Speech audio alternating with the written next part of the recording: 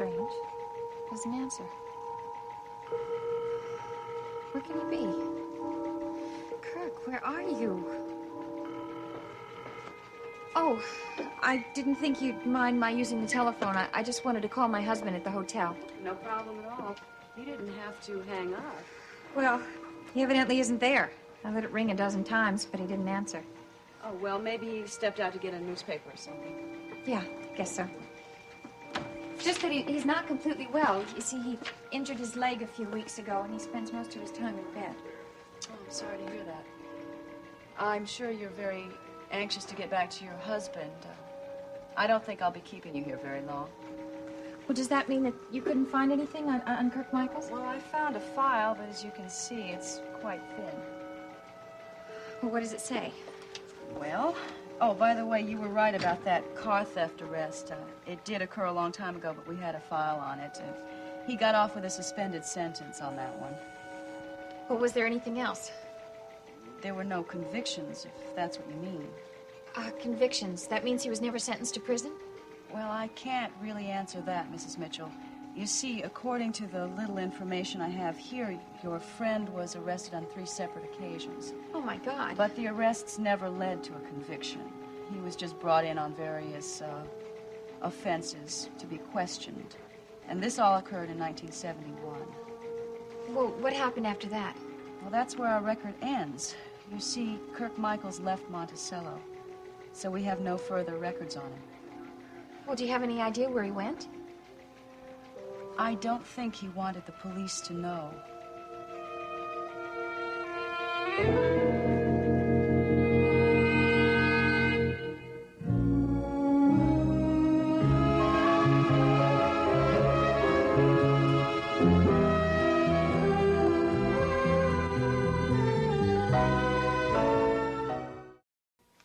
According to this, he was wanted for questioning concerning a crime that hadn't been committed yet. I don't understand. Well, the police received a tip from an informant about some payroll robbery that was planned. The informant was supplying weapons for it. Kirk Michaels' name was given as one of the planners. But that doesn't mean he committed the crime. No, it doesn't. It's just that the police wanted to talk to him. I guess he found out because by the time the police got around to looking for him, he'd already left Monticello. And no one heard anything since? I'm afraid not. I'm sorry if you're disappointed, Mrs. Mitchell. Oh, no, I'm not disappointed. I mean, it doesn't mean that he didn't reform. He could have given up that life. Well, you don't know for sure, do you? No, we don't know for sure. Well, that's all it means. He just made his life somewhere else. I can't tell you where or what he made of it, though. I understand. Well, thank you, Detective Saxon. You've been a big help, and I really do appreciate it. I have to get back to my husband now. Fine. I hope he feels better. Thank you. Sure he will. Goodbye. Goodbye. Oh, I'm sorry. Oh, excuse me. Is that your missing persons case? Yeah, all I could really tell her, well, the person she's looking for is still missing. How did it go in Chief Mallory's? I have got some good news. A missing person has just been found. Who? Not less than a half an hour ago, guess who walked into Mallory's office? Not Raven. Mm-hmm. Bold as brass, as my grandma used to say. That woman certainly has gall, doesn't she? Yeah, nerves of steel. Well, at least we know she hasn't skipped town with Jaimie. Did you talk to her? Uh-huh. She wasn't exactly delighted that I was there, but I found out why she was. Why? Because of us. She wants to make sure that we don't attempt to snatch Jaimie. She certainly does have good timing. Yeah, I'll have to give her credit. She is shrewd. By going to talk to Mallory, she's made it impossible for us to try to do anything. Yeah, I know. What's worse about it is that she's right. We can't do a thing. Even if we did know where she's staying, we can't break the law. Neither can Logan. Yeah, I know. And that's how Mallory feels about it, too. That's not the only thing we talked about. What do you mean? Well, you know that undercover assignment out west, the one you can't take. Oh, yes, I know. The Tueson police requested a man. Well, now, it doesn't have anything to do with male chauvinism. It's because they want a man to go undercover for 3 or 4 months. Approximately 6 foot, blonde. I never heard that description. Well, that's what Mallory says. You know what I'm suggesting, don't you? Chief Mallory didn't offer you this assignment. Well, it was a pretty strong implication. Steve, it's pretty dangerous, you know. Pretending to be a crook, ingratiating yourself with criminals. I know. I could get myself killed. Not that anybody around here would give a tinker's damn, of course. Are you seriously considering going? Mm-hmm. You know, they can find somebody else. I mean, they can bleach somebody's hair. Well, well, you'd really hate for me to leave, would you? Of course, I may never come back, except maybe in a pine box. Oh, would you stop it? I hate to hear you talk like... You trying to get me upset? Yeah, sorry. Just trying to see if you'd miss me. If I was gone for 3 or 4 months. Well, I'm not in the mood for playing games, Steve. It seems to me we've got better things to do, like trying to figure out how to help Logan. Logan? I thought we were talking about me. You'd like that, wouldn't you? Honestly, sometimes I think you're a bigger baby than Jaimie.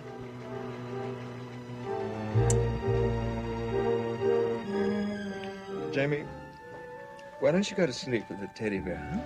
Sleep nicely asleep. I'll teach you a game of cards afterwards if you go to sleep, huh? How's that? You want to go? Jaimie, please. Ah, thank God. Another 10 minutes and I would have called back the Monticello police force. What's the matter, Daddy? Is baby too much for you? I told you I'm not good with babies. Yes, unless the baby is a female and over 17 years old, right? Take, okay? Just, Raven, never ask me to do this again, will you? I'll commit a crime for you, but never babysit again, okay? He's so adorable. He's such a little angel, aren't you? Well, the little angel was a perfect devil for most of the time you were gone. It's probably because he was hungry or wet. Ah, yes, he needs changing. Well, I will do that and put him to bed like the good little mommy that I am. Raven, you, didn't happen to bring any liquor with you when you moved, did you? Yes, I did. It's in a box somewhere. You have to look for it. Well, I've been looking all day. Well, look some more. Why do you have to drink this early in the day? After my experience, I need it desperately. You know, it's a wonder babies ever grow up. I mean, this kid all alone, going from person to person. It's a wonder mankind ever survived. Babies are wonderful, aren't they, Jaimie? Yes, Joe? Ah, Eureka. What? Nothing.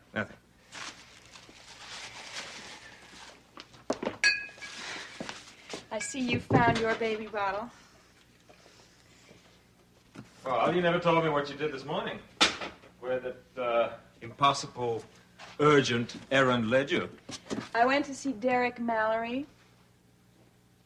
You what? Yeah, the chief of police. He looks so handsome behind that desk. He has such an air of authority. I love that in a man. I adore it.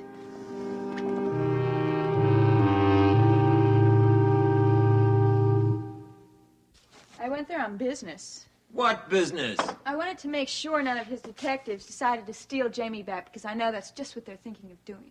I doubt that very much. They're police officers. They could lose their jobs. Well, let's just say I wanted to buy some insurance. Oh, yeah, that's more like it, isn't it? That's why you want Chief Mallory on your side as insurance. The more men you keep on your string, the better, right? Never hurts to make friends. Well, listen to me, Raven. Let me tell you something. Don't get too friendly. I expect exclusive rights. Do you know what exclusive means? Let go of me! Let go of me! You men are all alike. There's not one of you that doesn't believe in a double standard. I have my standards, all right, but they don't include you with Chief Mallory or Logan Swift or the Monticello soccer team. All right, that was an exaggeration. You probably don't even like soccer. Elliott, The only reason I'm interested in Derek Mallory is because he's the chief of police and a friend of Logan's. A spy in the enemy camp. Well, you never know how someone might be used. I know about myself. I don't use you. Except for one thing. That's why you're intrigued with Mallory, because he's playing hard to get. Well, maybe you should play that game a little more, huh? Now see what you did. You went and made him cry. Well, why don't you go and see what he wants?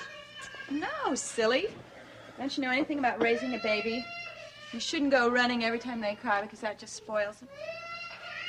Well, obviously somebody always listened to your cries. They did not. I was completely ignored. If you think my mother went running for me all the time, you are out of your mind. She, pretended that I wasn't even born. She used to say that she was much too young to have a baby. She would go screaming at Daddy that he made her old before her time. Well, he probably had something to do with it.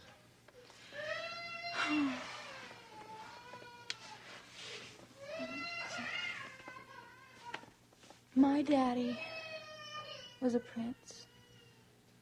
He was much too good for her. The reason she got her millions and millions is because she sent him to an early grave. There. He stopped. When I get my money back, that's going to be the way my daddy intended it to be. You're trembling. I was the only one he ever loved. Elliott, I need help. But you've got everything you want. No, I don't. I need that letter. That letter I gave to April. I have to find it. And I have to destroy it. Please, please help me. Oh, Nicole, I'm so glad you could join me for lunch. We don't get the chance that often. Thank you. Enjoy your lunch, ladies. Thank you. Oh, I know. We really should, too, because we're colleagues. We could deduct this as a business expense. All we have to do is talk a little bit of business. Well, I'm going to be perfectly honest with you today. I had a motive for asking you today, so lunch is on me. Don't be silly. No. I mean it. I would like to ask a favor of you. I'll do anything I can to help either you or Mike. Well, actually, it's not for either of us. It's for my nephew. Nicole, how would you like to give Kelly his start in show business?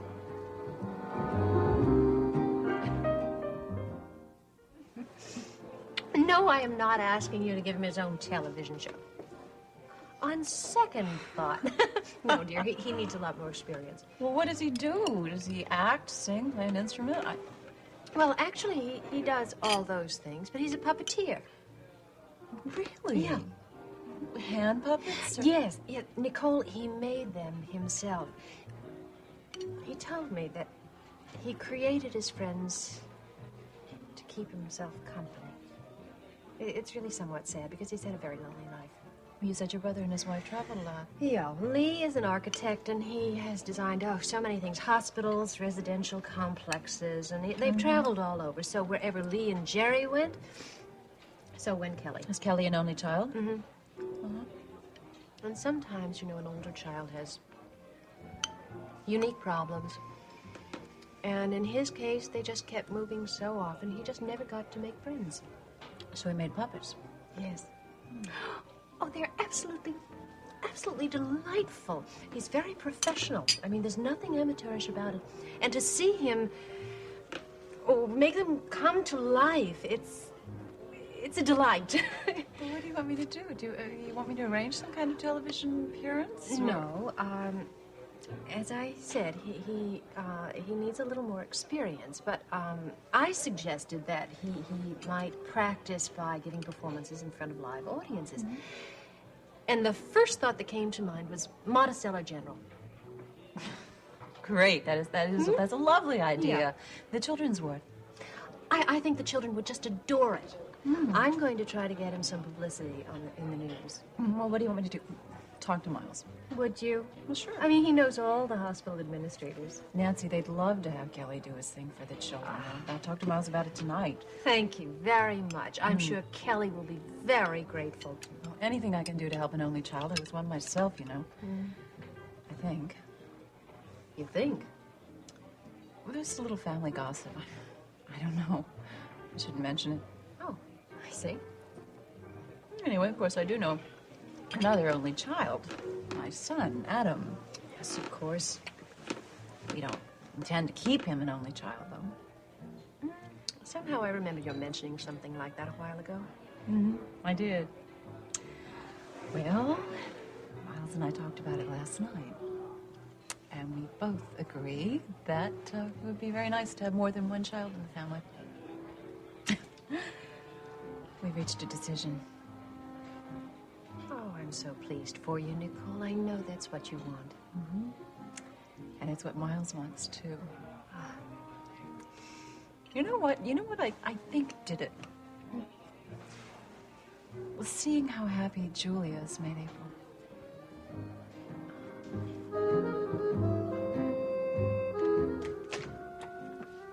Kirk? Kirk, are you here?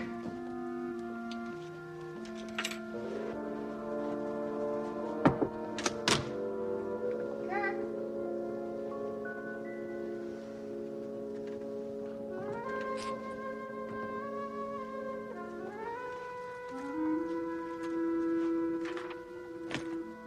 Emily, I've gone for a walk.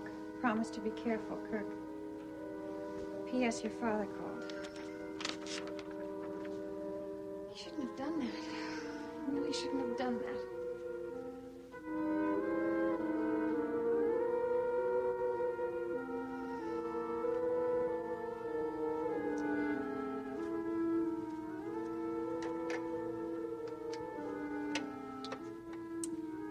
Operator, this is room 505.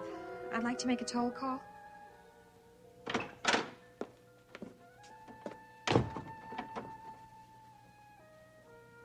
Dr. Galt? What is it? You've been so worried ever since those two left the house. I can't help worrying about them, Molly. Emily's never been away without me. Oh, now that's not true. She went away to that summer camp once. Yes, but she was just a child then. And she hated it so much I had to bring her home a month early. Oh, that's not the only reason you're worried. It's that young man, isn't it? You're afraid he's going to find out something about himself, aren't you? I just don't want to see my daughter hurt. Well, no, I don't either, but... Well, I care a great deal for her, and I want her to be so happy that... Oh, excuse me. Galt residence. Oh, Miss Emily. Yes, he's here. Emily, thank goodness you called. I was really getting worried not hearing from you. Oh, I'm sorry, Daddy. I had to go out. I went to the police station to see what I could find out about Kirk. And what did you find out? Well, Daddy, he has a record. Yeah, I was afraid of that. But it's not really bad. He was arrested a few times, but he was never convicted. And that means that he wasn't guilty, doesn't it? I mean, they couldn't prove him guilty. Emily, didn't they say anything about... No, they didn't tell me anything else, Daddy. You see, it seems that Kirk left town 9 years ago, and nobody knows where he went. Huh. Daddy? Daddy, are you there? What's wrong? Daddy? Molly, are you sure he's all right? Yes. He says he's feeling better, Miss Emily. It was just one of those angina attacks. Now, I have given him his pills. Please, and let me talk to her. Oh, all right, he wants to get back on, Miss Emily. No, just tell him to rest. Emily, I'm sorry. I'm all right. It was just hearing your news. But, Daddy, it wasn't bad news, honestly. The only thing bad about it is that it means that we won't be able to find much about Kirk's past in Monticello.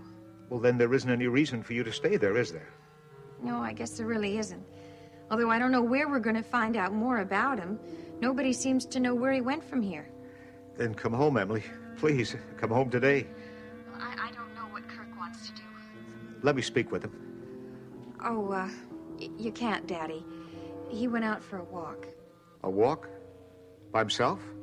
Yeah, I guess he must have gotten pretty bored lying around the hotel. Because he just left me a note saying he'd be careful. Well, he shouldn't have done that, Emily. I know, but I'm sure he'll be coming through the door any minute. And when he does, I'll tell him what I found out, and I'll ask him if we can go home today. All right? Yes, as soon as you can. Okay. And, Daddy, you take care of yourself, and I'll call you if we're going to leave, okay? All right. I love you, Daddy. I love you. Bye-bye. Bye-bye.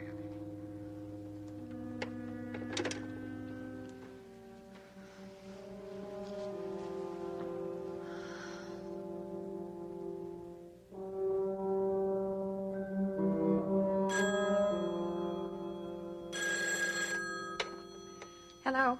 This Mrs. Mitchell? Yes, this is Mrs. Mitchell. Mrs. Mitchell, this is Officer Lamont. I'm with the Monticello Police Department. Now, don't be alarmed, but your husband, he's just been in an accident.